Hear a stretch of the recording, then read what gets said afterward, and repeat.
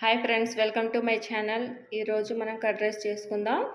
Curd rice చేసుకోవడానికి ఒక గిన్నె తీసుకొని ఇందులో రైస్ వేసి తర్వాత పెరుగు వేసి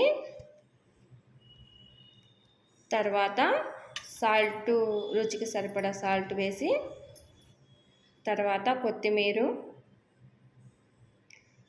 తర్వాత ఆనియన్స్ వేసి బాగా కలుపుకోవాలి.